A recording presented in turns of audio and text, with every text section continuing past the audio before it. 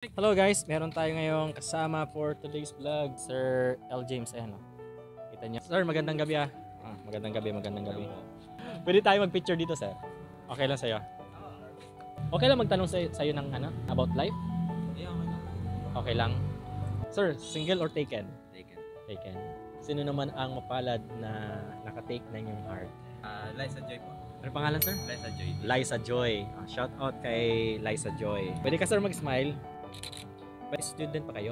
Ako. Third year college po sa Wesleyan. Wesleyan. Anong kurso niyo?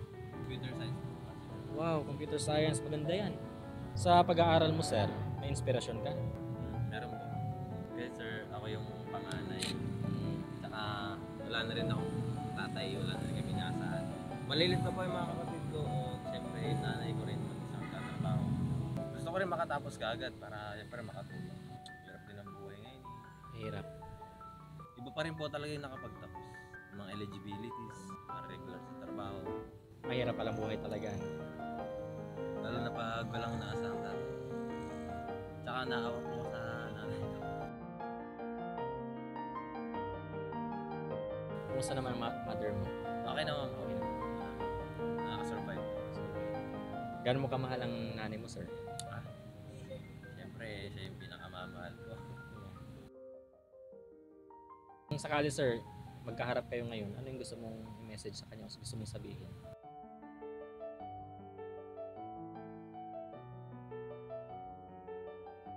Gusto ko lang sabihin na mahal ko siya. Kung mapapanood ni mama, mahal na mahal kita.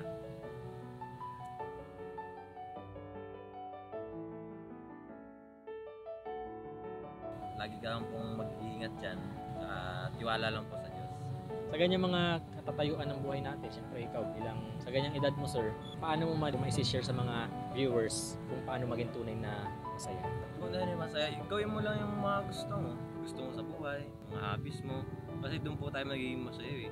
Yung iba nga dyan, nagiging masaya sa basketball, nagiging masaya sa pangingisda, mga hobbies. So yun po, enjoy lang sa buhay.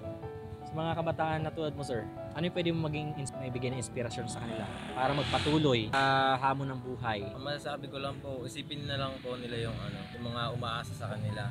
Dapat as a panganay, hindi lang po wag po tayo umasa sa nanay natin, sa tatay natin.